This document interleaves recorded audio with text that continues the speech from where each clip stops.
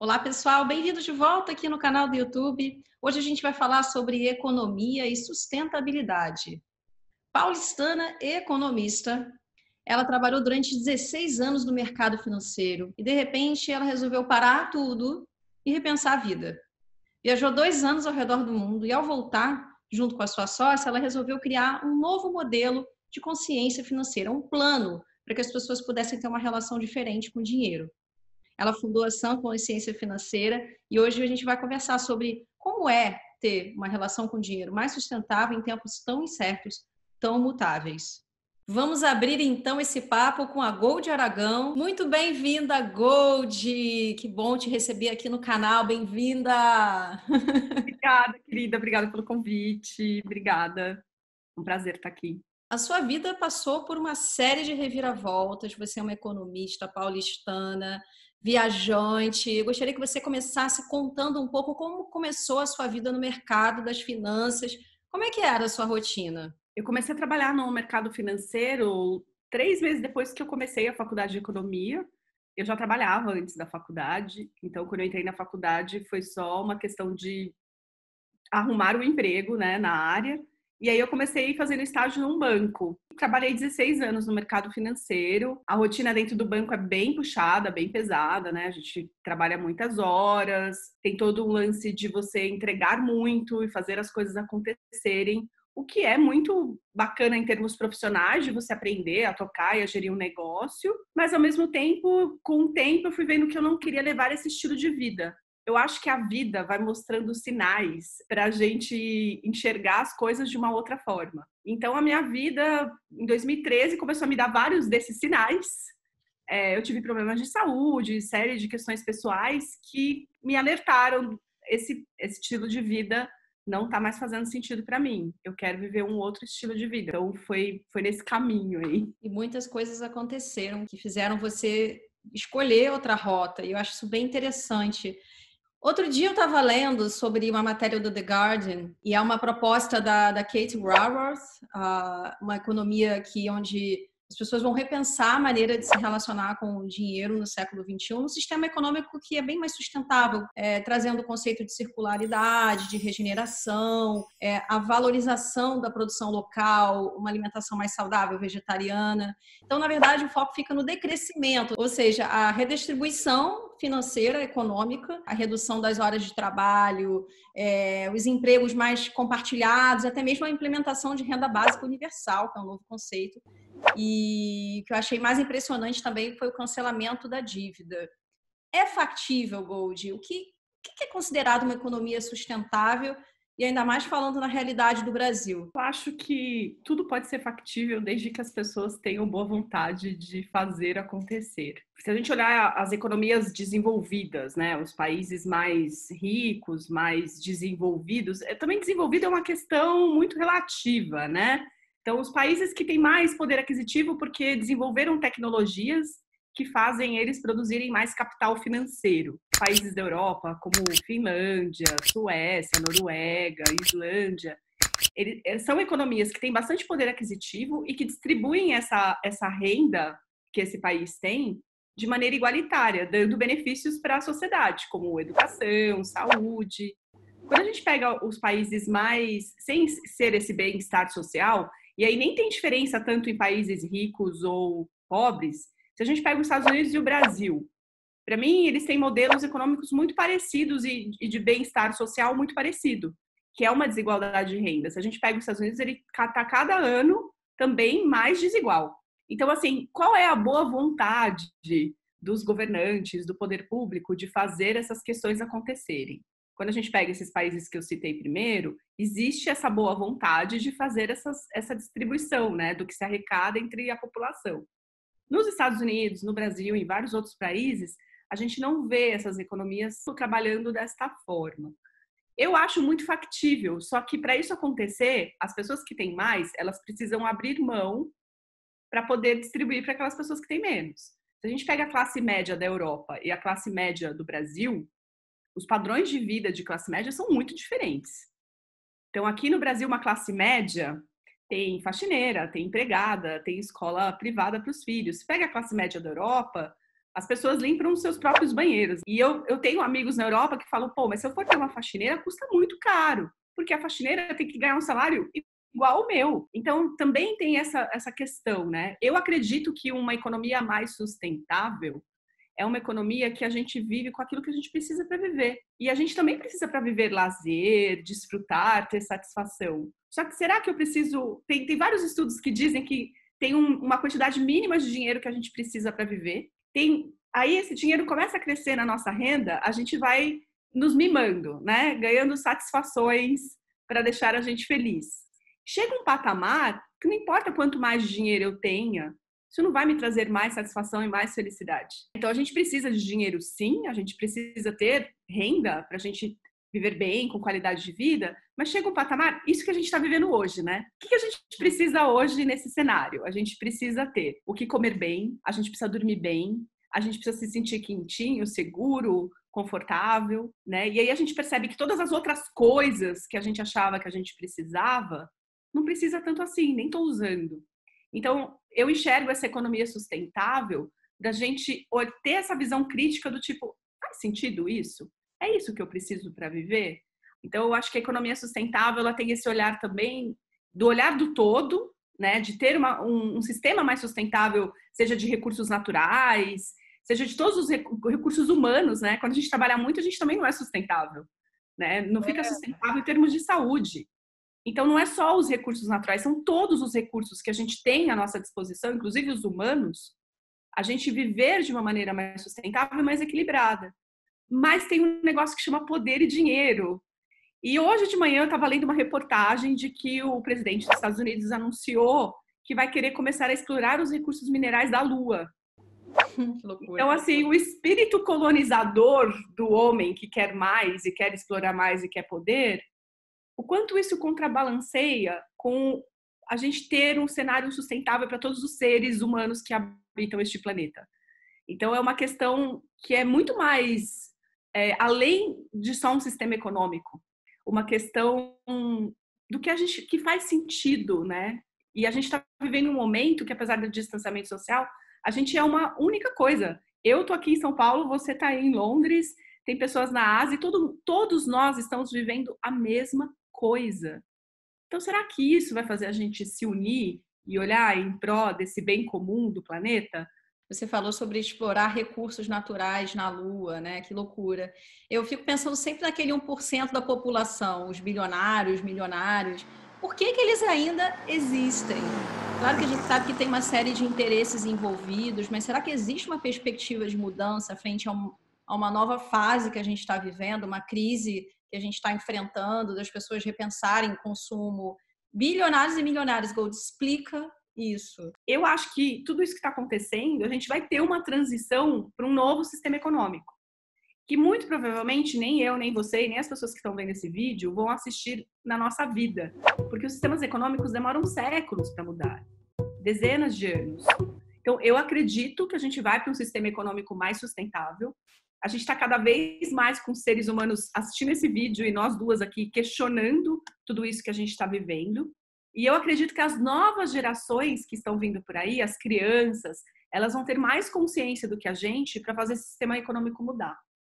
Eu não acredito em leis e nem esse imposto mundial que, sei lá, a ONU ou uma organização mundial vai fazer um imposto sobre grandes fortunas para distribuir renda. Eu não acredito muito nisso. Eu acho lindo, acho maravilhoso, mas eu acho muito utópico a gente acreditar que essas pessoas vão abrir mão disso. Vai precisar ter uma transformação das novas gerações que vão vir e vão implementar leis e vão implementar regras e instituições que consigam fazer essas mudanças. Ou vai chegar uma hora que o próprio planeta vai colapsar, a gente já está vivendo isso, e vai falar, ó, não dá mais, acabou. Eu li um livro que me chamou muito a atenção de uma escritora inglesa daqui, que chama Natalie Fee, e o nome do livro é How Can I Save the World for Free? Como é que eu posso salvar o mundo de graça? E aí tem um capítulo que ela fala sobre finanças, sobre bancos. Bancos que são mais sustentáveis, como é que os bancos podem ter uma consciência melhor. E aí eu me pergunto, será que o banco ele pode poluir menos? Quais são as iniciativas de bancos que estão sendo feitas ou não sendo feitas para um mundo melhor? O que eu acredito é que o banco tem um papel social que hoje os bancões não exercem tanto assim, de fornecer crédito a taxas mais baixas para fomentar negócios que gerem impacto e que gerem sustentabilidade, negócios sustentáveis. Então, o que a gente está vendo hoje, muito mais do que os bancos fazendo isso, são esses pequenos bancos, essas cooperativas, fazendo esse fomento de negócios.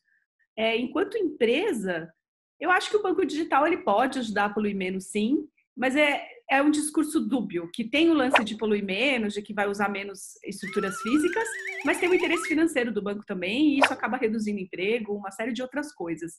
Eu acho que tudo tem vários lados para serem olhado, e a gente precisa ter, principalmente, senso crítico.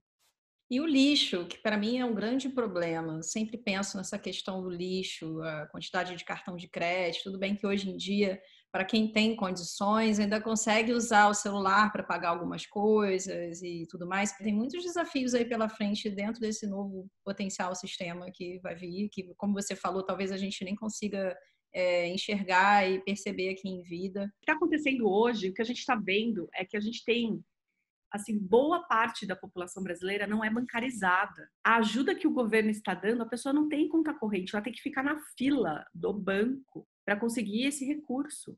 Então, nem tem a questão do cartão ainda, porque a pessoa nem tem conta. E aí ela está na fila do banco. Essa é a realidade da população brasileira, né? A gente que é uma classe média alta, que a gente tem o plástico. Então, como é que eu vou conseguir distribuir renda para essas pessoas se elas não estão no sistema? Bom, você precisou, num período da sua vida, fazer uma pausa no ambiente de trabalho, dentro do mercado financeiro, e depois de uma viagem incrível, né, de 2 anos ao redor do mundo, você voltou e decidiu fundar a Sã Consciência Financeira, essa empresa que vem com o intuito de transformar a relação com o dinheiro que as pessoas podem vir a ter. Como é que funciona esse método na prática? Apesar de eu ser economista, ter trabalhado no mercado financeiro, eu era uma pessoa que não tinha educação financeira. De como a gente lida com o dinheiro não tem a ver com o conhecimento técnico. A gente aprendeu muito com os nossos pais, com a nossa família e com a realidade que a gente viveu. Então eu tive que fazer essa mudança de comportamento financeiro para mim também.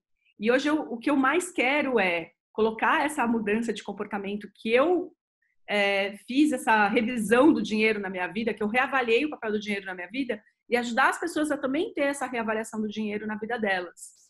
Aliado com conhecimento, porque a gente precisa entender como é que o dinheiro funciona, o que é juros, qual que é os juros que eu invisto, qual que é o juro que eu pago dívida, né? A gente precisa ter um mínimo de conhecimento, que eu acredito que a gente deveria aprender na escola. Então, na ação, a gente dá esse conhecimento, além dessa reflexão de como eu me comporto com o dinheiro, e até a ferramenta certa para eu saber organizar o meu dinheiro. Então, na ação, a gente combina essas 3 coisas, da reflexão, do comportamento, né? Do conhecimento e das ferramentas, para eu me organizar financeiramente e eu ter uma vida financeira diferente, que eu consiga atingir os meus objetivos, né? É muito engraçado que a gente pergunta para a pessoa, quais são os seus objetivos? Eu gostaria de viajar, eu gostaria de ter uma casa, mas eu não consigo, não sobra dinheiro. E quando você vai ver onde está o dinheiro dessa pessoa, ela está gastando com coisas que ela nem sabe para onde foi. Então, essa revisão, essa transformação do olhar do dinheiro na nossa vida é muito o papel da Sã. A gente tem esse propósito, né, de mudar essa relação com o dinheiro e fazer você conseguir conquistar as coisas que são realmente importantes para você. Eu fiz parte do programa da Sã e foi muito interessante, porque dentro do meu mercado, eu sempre precisei ter muita cautela com a forma de me relacionar. Eu sou profissional autônoma, trabalho por projetos. Então, anos e anos vivendo de um jeito independente, é um desafio imenso trabalhar isso, né? Uma relação saudável com o dinheiro, conseguir guardar dinheiro. Até mesmo com o Covid-19, as pessoas passaram a mudar o seu jeito de consumir também. Pensando o que é importante agora, o que vai ser a partir, como é que eu vou lidar com o dinheiro a partir desse momento, pensando, né, como é que as pessoas agora vão lidar com as suas finanças. Eu adorei fazer o programa com você, achei que me ajudou muito, especialmente assim em momentos, você pode revelar aqui, que você olha todo o seu gasto mensal, item a item, e para mim que foi mais forte, impactante, foi eu mesma falar em voz alta o que eu gastei naquele mês. Não que eu vá me privar de me divertir, fazer as coisas que são importantes, essenciais, primordialmente, e depois as coisas que me dão prazer, que fazem com que eu tenha alegria em estar aqui. Mas é um desafio imenso. E como é que funciona, por exemplo, eu sei que vocês têm feito algumas lives para ajudar as pessoas, colocado alguns vídeos também para poder fazer com que as pessoas se aproximem disso.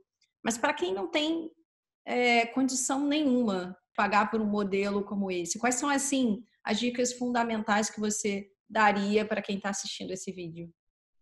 Bom, a primeira coisa é fazer exatamente isso que você falou, que é o que choca, que é anotar no papel, no Excel. A forma tem que ser a forma que funcione para você, mas anotar tudo o que você gasta. Precisa avaliar que nem não pode ser tudo satisfação. A gente precisa escolher também.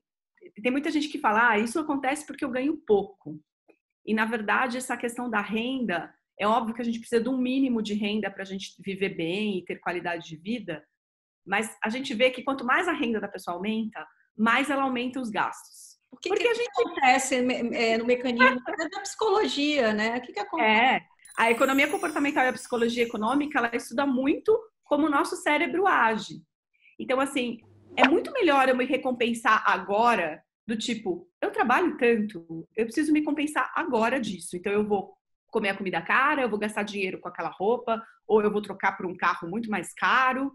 Quando você vê, o teu custo de vida aumentou muito, né? Porque o carro mais caro tem mais imposto, mais manutenção. E aí, quando você vê, você está com um custo fixo aqui, ó, que você não tem margem para respirar no teu orçamento. Porque é muito mais fácil eu me compensar instantaneamente, meu cérebro quer o prazer agora, do que eu pensar daqui 20 anos, quando eu, Gold, tiver 60 anos, eu não vou ter mais energia para trabalhar a mesma energia que eu tenho hoje. E aí, como é que eu vou me sustentar lá na frente? Mas 20 anos é muito tempo, né? Eu tento me planejar para 1 ano, já é difícil. 20 anos é, assim, um esforço imenso. Eu falo que dinheiro é importante a gente sempre ter uma reserva, o mínimo de reserva. Quem tem reserva financeira, nesse momento que a gente está vivendo, está mais tranquilo do que aquela pessoa que estava trabalhando para ganhar um mês. É óbvio que eu estou falando aqui de uma realidade de quem está assistindo esse vídeo, muito provavelmente. Eu não estou falando de uma pessoa que tem uma renda super baixa, que mora no subúrbio, na favela, e que realmente essa pessoa precisa trabalhar para comer, porque ela não tem condição de fazer reserva. Eu acredito que a maioria das pessoas que estão vendo esse vídeo são pessoas que poderiam guardar pelo menos R$ 50 por mês. Eu conheço pessoas que ganham R$ 1.000 e que juntam R$ 100 por mês. E eu conheço pessoas que ganham 30, 40 mil reais por mês e vivem no cheque especial. Por isso que eu digo que também não tem a ver com o tamanho do bolso, tem a ver com o comportamento. Então, assim, quanto mais a pessoa vai ganhando, agora eu vou trocar de apartamento, agora eu vou trocar de carro. Sendo que, na verdade, eu não olho e falo, mas se eu estava vivendo até agora, até aqui, eu posso me dar uns mimos e esse resto desse dinheiro talvez guardar, porque lá na frente pode ser necessário. Então, a gente também tem uma visão muito imediatista enquanto seres humanos. Faz 2 meses que a gente está em casa, e já está todo mundo desesperado porque está em casa e quer sair de casa. Cara, mas a vida, daqui a pouco, isso vai fazer assim, ó. É uma coisa tão pequena e necessária para a gente ter o bem-estar de todo mundo agora, mas eu só consigo olhar o imediato. Nós somos imediatistas, o nosso cérebro é enganoso. Então, também a gente ensina a pegar esse cérebro, a parte que quer preguiçosa, que quer te tapear, falar para ele, não, filhinho, vem cá, deixa eu te ensinar, cérebro. Quem manda sobre você sou eu, você não manda em mim. O que faz sentido para mim? Então, a gente usa essas ferramentas da economia comportamental para a gente entender o que faz sentido para a gente. Você falou de algo tão importante e necessário. Por exemplo, eu adoraria ter tido na escola uma relação com finanças, assim, entendimento do que é economia. A gente aprende matemática, a gente aprende algumas coisas dentro do ciclo social. A gente precisa guardar o dinheiro, que a gente precisa ter que ver, até por uma questão de saúde, de sobrevivência, não é nem para comprar o carro novo, não é nada voltado para os mimos, é uma questão de sobrevivência mesmo. Hoje eu vejo isso de uma maneira muito mais clara e preocupada também. A reflexão também nem é essa questão a escola, ela prepara a gente com conhecimento técnico, né? Porque isso vem do ensino lá do século XIX das ciências, quando elas começaram a se desenvolver da química, da física, da biologia, que são maravilhosas, que são extremamente importantes. mas a gente não tem uma base para ensinar a gente para ser adulto. Então, a gente não aprende sobre finanças, a gente não aprende sobre educação financeira, a gente não aprende sobre relações humanas, inteligência emocional e comportamento humano, que são coisas que qualquer pessoa, em qualquer profissão, vai precisar lidar na vida humana, seja ela uma acadêmica cientista, seja ela uma médica ou seja ela uma artista. A gente engole conhecimento técnico, que talvez nem seja a sua área de atuação, mas você tem que aprender aquele conhecimento técnico, né? Eu não estou dizendo que eu não acho que a gente precisa aprender português e matemática e noções básicas de ciências, a gente precisa saber. Até porque se eu quero ser um cidadão que vive num planeta sustentável, eu preciso saber os impactos do sistema climático, dos seres vivos, da biologia. Mas eu defendo uma ótica diferente desse ensino, não científico profundo, mas de formação de ser humano, de cidadão do planeta. E envolve educação financeira. Então, estamos aqui querendo cumprir essa missão de ajudar as pessoas a ter uma relação melhor com o dinheiro, que eu acredito que, se no futuro nem precisar do meu trabalho, porque isso já vai estar na base do ensino e as crianças e os adolescentes já vão aprender isso antes de entrar na vida profissional e de ganhar dinheiro, isso para mim é o mundo utópico das finanças, né? Seria um mundo perfeito. E é um tema tão delicado porque também vem da educação dentro de casa. Como é que você vive? Você falou que veio de uma realidade difícil, que você trabalhou duro para poder conquistar a sua liberdade financeira. E aí, com o decorrer da vida, vieram outras necessidades, né? Trabalhar com propósito. Então, dentro de casa também, da educação infantil, também se tem essa necessidade, se vê essa necessidade, né? E como é que os pais vão aprender a educar os seus filhos nesse sentido? Quais são os mecanismos que vão fazer com que eles aprendam que é preciso ter essa consciência, que não é tudo tão livre e abundante sempre como a gente gostaria que fosse, e se preparar melhor para o futuro. Eu acho que os pais têm problema porque eles não sabem como fazer. Como é que eles vão ensinar os filhos se nem a gente sabe como fazer, né? É um padrão. É o padrão que se repete. E de tantas outras coisas, né? A gente repete padrões, né? A psicanálise e a psicologia, elas explicam que a gente repete o que a gente aprendeu com os nossos pais, com a nossa família e tudo mais, né? Então, para a gente romper esse padrão, requer aí uma transgressão e uma coragem muito grande. Se a gente não tem uma educação de base que ensina essa criança na escola, então é muito mais difícil a gente mudar a mente de um adulto, a menos que a pessoa queira. Então, precisa ter este querer. Então, quando você olha para o teu filho e fala, eu quero fazer com meu filho diferente, busca informação, né? Eu acredito muito que a gente tem que estudar, que a gente tem que ler, que a gente tem que aprender e formar essa opinião crítica, né? E não virar o papagaio de pirata, que repete tudo que tá vendo, sem nem saber o que tá pensando, nem processando. Então, eu acredito que para a gente mudar essa realidade financeira é só com essa educação. Se você não sabe, aprenda e transmita para o seu filho uma coisa diferente do que você aprendeu. Vou dar um exemplo bem bobo, tá? Ai, mamãe, por que você tem que trabalhar todo dia? Ah, mamãe precisa trabalhar para ganhar dinheiro, para comprar coisas para você. Isso os pais repetem indefinidamente. Eles não estão pensando o que eles estão falando para as crianças. Em vez deles falarem, a mamãe vai trabalhar porque a mamãe gosta do trabalho. É o propósito dela. Então, a mamãe precisa dividir o tempo dela com o trabalho, que é uma coisa importante, porque empodera a mamãe. E a mamãe também quer ficar com você. Então, você precisa entender que eu preciso dividir o meu tempo entre as coisas que eu gosto e que me fazem bem. O trabalho tem uma outra função, não é só ganhar dinheiro. E a gente espera que as pessoas também tenham essa relação com o trabalho, né? Faça aquilo com amor, com entrega, com um objetivo comum. Sempre que eu olho para o meu trabalho e a cada retorno financeiro que eu tenho dele, eu falo, puxa, que bom poder continuar trabalhando pelos oceanos, pelas florestas, pelas causas que eu acredito. Não é fácil, tem uma série de nuances, desafios envolvidos, porque a arte é meio ambiente, mas quando eu realmente olho ao longo desses 20 anos, toda a entrega, todo o esforço valeu a pena. Mesmo com as incertezas, mas valeu a pena. E eu tenho certeza que no momento que a gente entende o trabalho e os recursos que vêm dele de um jeito mais equilibrado, mais sustentável e até amoroso mesmo, né? Eu amo o meu trabalho, eu amo o que eu faço.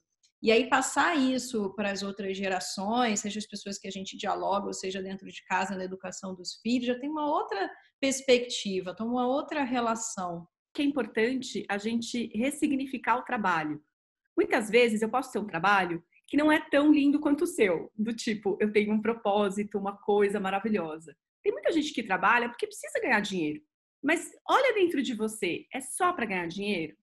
Não. Esse dinheiro vai me proporcionar um conforto, uma qualidade de vida, vai me proporcionar ter coisas com a minha família que vão me fazer bem, não coisas fúteis, desnecessárias. Porque, assim, é muito difícil. Eu sei que é mais difícil a gente ter um trabalho com propósito, que tenha uma função, uma beleza, do que a gente ter um trabalho, tipo, eu preciso trabalhar.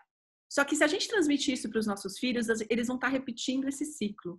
O que eu quis dizer é, como é que a gente ressignifica o trabalho para os nossos filhos? Para não ser só, eu estou fazendo isso aqui só para ganhar dinheiro. E você também tem essa reflexão, é só para ganhar dinheiro? Eu fiquei os meus últimos 3 anos no banco porque eu precisava ganhar dinheiro para fazer o sabático. Mas eu ia trabalhar com outro olhar. Não aquele olhar do tipo, ai que saco, mercado financeiro horroroso. Eu ia trabalhar do tipo, cara, isso aqui é importante para mim. Porque esse trabalho vai me levar para conquistar o meu sonho. Então, você ressignificar o trabalho te ajuda também a transmitir isso para os teus filhos, que o trabalho não é só aquela coisa árdua e pesada que você tem que ir todo dia para ganhar dinheiro para comprar coisas para ele.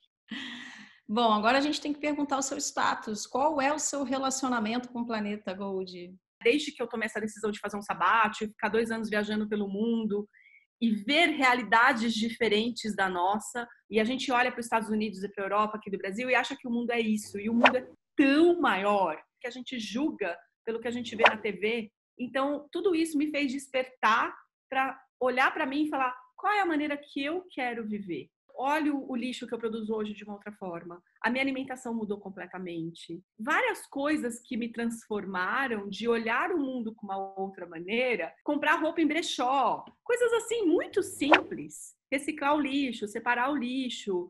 Não como mais carne. Várias coisas que eu comecei a questionar através desse olhar diferente do mundo. Então, a minha relação com o planeta mudou a partir do momento que mudou a minha relação comigo mesma. Sempre começa por nós mesmos, né? Sempre. Eu acredito que essa transformação, ela é interna. Também não se julgue, não se culpe se eu não consigo fazer tudo o que eu gostaria de fazer. Mas aos poucos, eu acredito que a gente tem que ir mudando devagarinho. A gente não muda do dia para a noite. Não é assim, um dia eu acordei e virei um ser yogi que medita. Não, não é assim. E acredite que aquele pouquinho, tipo, se você ficar 10 minutos no banho e agora você ficar 5, esse pouquinho, todo dia, tem um impacto tão grande. Então, às vezes, pequenas ações que a gente faça e que a gente mude, a gente já está fazendo um impacto. E esse hábito, ele vai mudando. E aí a gente vai construindo uma nova forma de viver. Eu acredito que as transições, elas têm que ser suaves para serem sustentáveis. Através dessas pequenas ações que, de fato, a gente consegue ver uma transformação. Muitos nomes me inspiraram através dessas pequenas ações. E eu acredito, sim, que com iniciativas poucas, mas constantes, né? A consistência vai trazer um resultado efetivo. Quero te agradecer imensamente pelos esclarecimentos, a sua participação aqui com a gente. Quem tiver dúvidas sobre investimento consciente, como lidar com dinheiro de um jeito mais equilibrado e ambientalmente correto, podem deixar os seus comentários aqui no canal. Quem tiver dúvida também, a Gold vai responder, né, Gold? Vai trazer Sim, pode deixar perguntas. Trazer a luz no fim do túnel. O que eu puder, né? Eu não sou um sol, mas eu posso ser um farolzinho. É sim, é uma mulher solar maravilhosa que eu admiro. E, claro, vocês podem também acessar a página da Sã Consciência Financeira. Acho que apoiando e conscientizando as pessoas, pensando nesse novo processo de um novo modelo econômico, o que precisa ser revisto, o que precisa ser feito, desde o ponto de vista pessoal, coletivo e até mesmo para quem tem a sua própria empresa. A gente torce, eu pelo menos torço muito por um modelo mais igualitário e harmônico na medida do possível. Hoje a gente falou sobre consciência financeira aqui com a Gold, a gente falou também sobre meio ambiente e meios sustentáveis de lidar com o dinheiro e com o meio ambiente. E se você gostou desse vídeo, deixa aqui a sua curtida, deixe os seus comentários, é muito importante para mim que a gente continue essa corrente do bem, refletindo, trazendo informação e uma nova maneira de viver o mundo. Obrigada, Gold! Obrigada, Bárbara, querida. Um beijo, até a próxima. Tchau, tchau.